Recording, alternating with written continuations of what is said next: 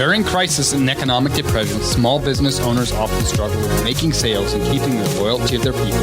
Because if you ain't selling, it's hard to pay the bills. On the Ethical Sales Podcast, you will learn new ways to selling ethically and communicating with your people to create more loyalty and getting out of the rut of stress and frustration. When there is plenty of sales, there should be plenty of profits to keep things flowing smoothly and everybody be happy. Welcome back to the Ethical Sales Podcast with the Raber twins. My name is Owen Schrock. I'm Elias Raber. I'm Matthias Raber. Third voice. Yeah. You stepped out from behind the camera and now you're in front of the camera. I can step behind the camera again. No, it's awesome. Take the mic along. Yeah, no, it's awesome. Glad you're here with us. Thank you. Appreciate that. Appreciate you finally getting that third mic. Welcome to the show. Awesome. I think 2020 is a good year for us to remind ourselves that life doesn't have to be perfect to be great. And I'm trying to remind myself of that too. It's really easy to get in a place in our own businesses that we live in such abundance. I don't know how many people that we've talked with about this in the last couple of weeks. They said the dream as an entrepreneur is to have freedom and to have, especially time freedom, to provide an income for your family that allows you to have time freedom. And we've lived in such abundance. And we still live in abundance, even though, our business is down this year from what it was last year, mostly in the commercial world. There was a lot of manufacturing that literally had to shut down manufacturing for a couple months. And when that happens, they let you know instead of doing that $100,000 contract, they want to, maybe do a patch job or whatever it is. Let's get by for a couple months. But we're still living in abundance. Like we still have plenty of food to eat. Our bills are paid. And we have time to do things with the family. And that really is living the dream. Freedom. Yeah. When this deal started, I'm sure it's different for everyone. To start with, for me, I really clamp down on expenses and try to figure out what can I cut out, And I think that's good to do. But for probably a couple of weeks, I was like, man, this is a dark time, That's not freedom. No.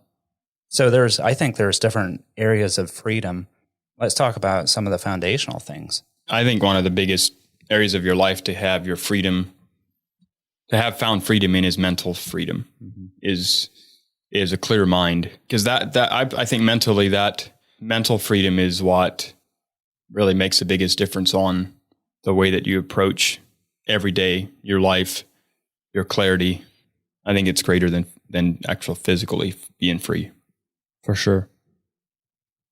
I like to use gratitude as keeping to keep me in the mental freedom. I sounded like Biden there for a bit. I'm not sure. This is not a political show, even though it may sound like it. Just stuttering around a bit, not sure what I was going to say. Yeah, but I think... Still cough something up. I think gratitude, talking about mental freedom, I think gratitude is something that we have to really focus on. Is why is it that you are, maybe you have your own business or maybe you're a sales guy and you kind of do your own thing. What are the things that you're still grateful for, and and how you're able to provide for your family still through a time like this? Like we could take our economy and cut it in half and from last year, and most of us would still live in abundance. And that's what I'm trying to tell myself through this whole thing is, we still have a lot of things to be thankful for. None of us would want it this way, but at the same time, focus on the things that you are grateful for. Focus on why you started your own business or maybe why you're a salesperson, because you still have a lot of freedoms, and it's still an awesome time.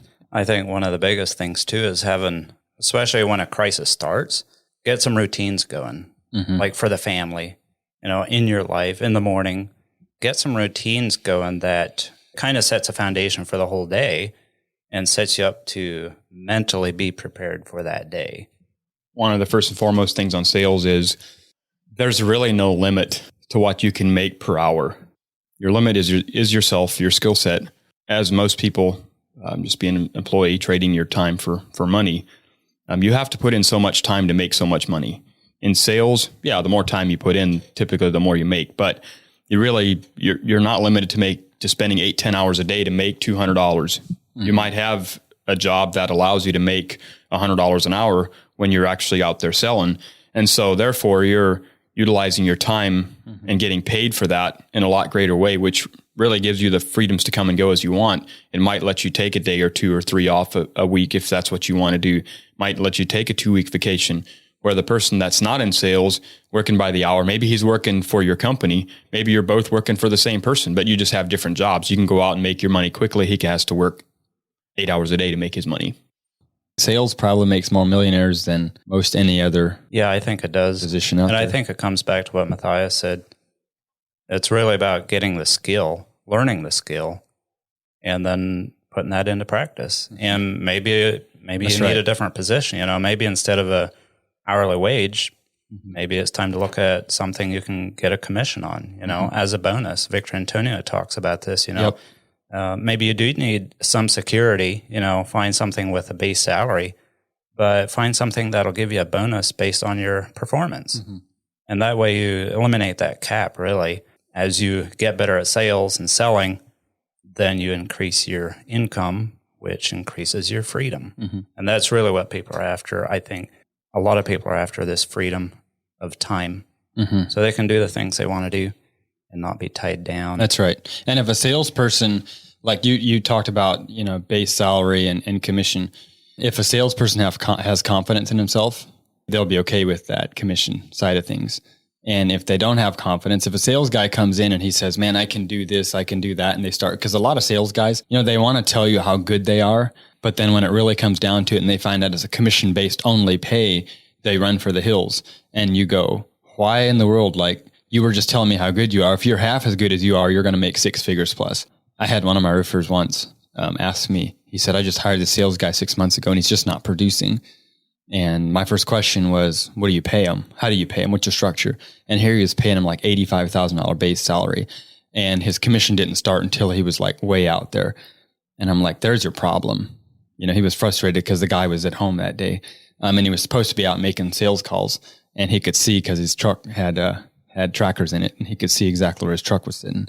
And I said, dude, he's not hungry. And I think that's one of the things that in sales, like a sales guy has to stay hungry. Going to commission and having a commission-based salesperson, you'll attract the right people for that job if it's commission-based and they have their confidence in themselves. What are some base level stuff in salespeople? I'd say one of the foundational things is personal awareness. What's that? Let me Personally look it being aware. up. Hey Siri. Yeah. No, I think personal awareness that's base level, but most people I've had so are many not very people- personal aware, maybe. I don't know. I've had Is that an okay statement to How make? can you be personally aware if you're not personally aware? You almost have to be blind personally spots. aware. Everybody has too. blind spots in their life. If you sit down and ask most people, you know, especially salespeople or people that have made some of their living at sales, almost everybody believes that they're great at it. While some are, I've seen a lot of people say, oh, I could sell ice to an Eskimo, when really they couldn't. They couldn't hardly sell a ready heater to an Eskimo. Really, the difference between... You know how you sell a ready heater to an Eskimo? Oh. You just turn it on. And set it outside as Just turn it on. Yeah, so what does self-awareness even mean?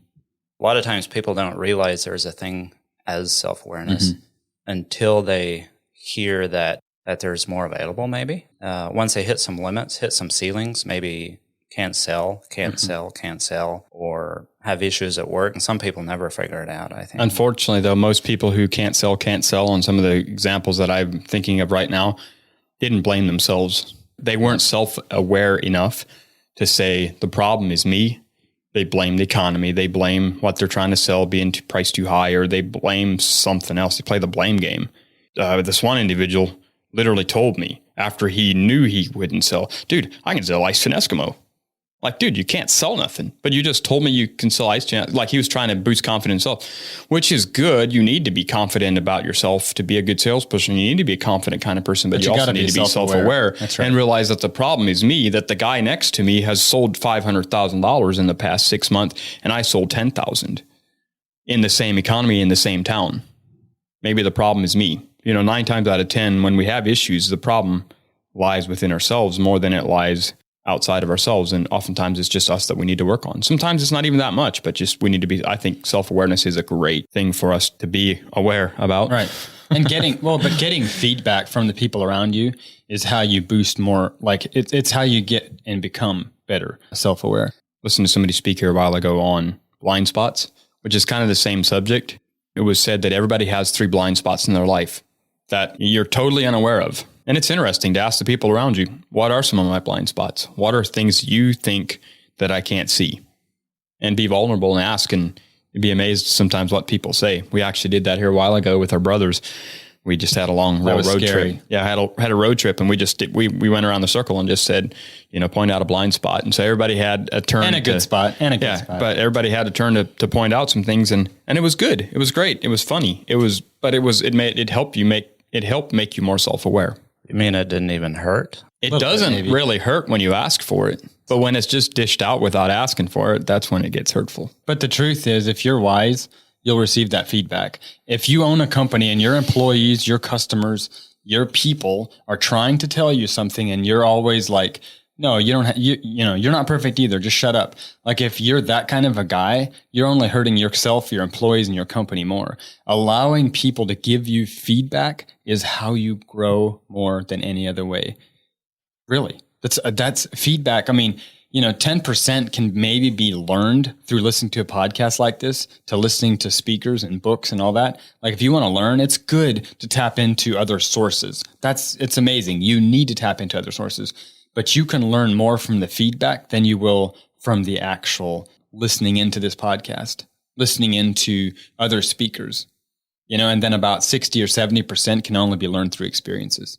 Like the majority of what you're going to learn has to be learned through the experience of getting out there, trying to make the sale, getting your teeth knocked in, having a customer tell you didn't get it, or a potential customer tell you didn't get it. Here's why you didn't get it. That's called feedback. Now you can work on that. Most of us don't like feedback because oftentimes feedback it's perceived as painful. So that's the challenge for this weekend. A freedom challenge. Go ask for feedback. Yeah, go ask for feedback. Start with your wife. Start with your spouse. Simple question. Just ask, how can I improve? How can I improve? Or what's something that maybe drives you nuts about me that if I would work on this area in your life, and you're just going to put it in a category to work on it. You're not going to get over, you're probably never going to really conquer that because oftentimes those things are just kind of in our DNA. I remember one time talking about feedback, just a simple little thing that's, so foolish now looking back on it. My wife and I both laugh about it, but we had just left church. She said, we had like a potluck or something that day.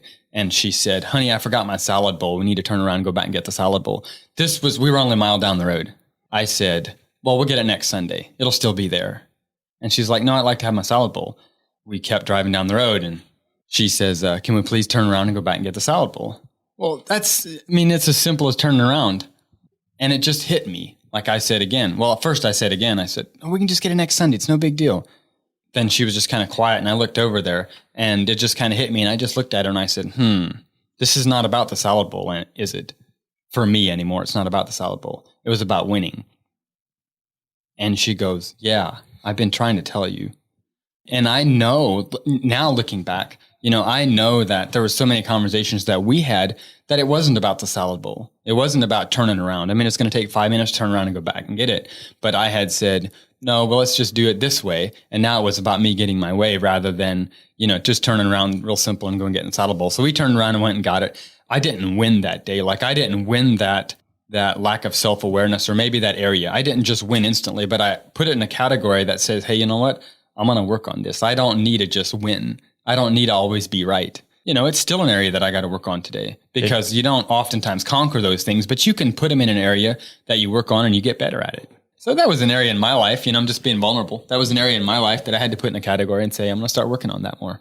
I think one of the biggest things for all of us to just accept is the fact that we have things that annoy other people. We just do. We have blind spots. We have things that we are not aware of that we're doing to our customers, to our clients, to our families, to our wife, to our husbands, whatever.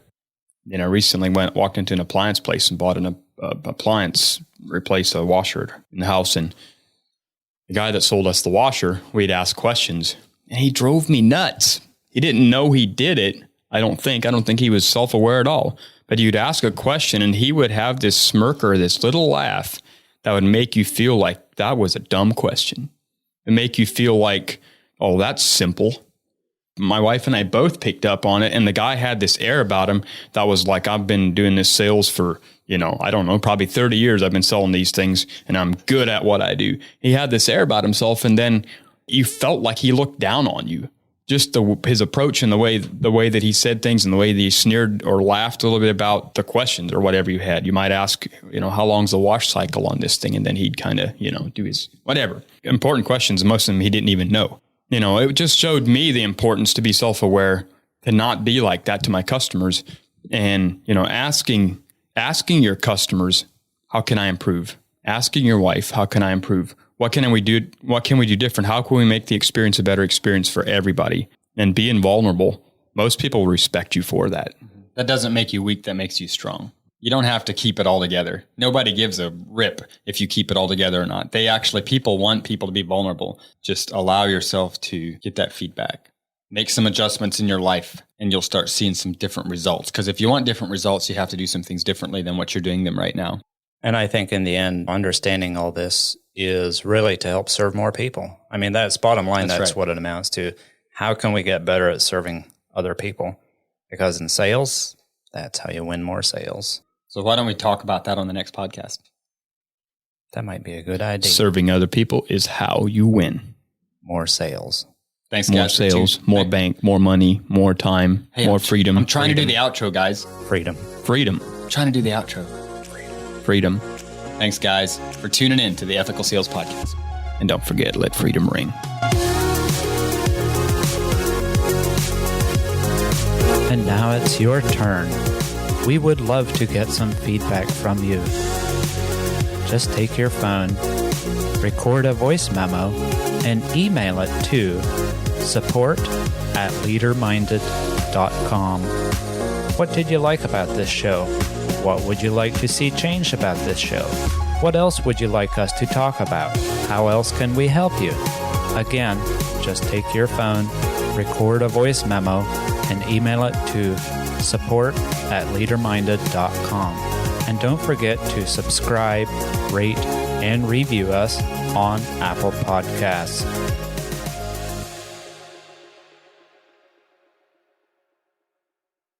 This episode was hosted by the Max Potential Podcast Network. Find more great shows at maxpotential.com.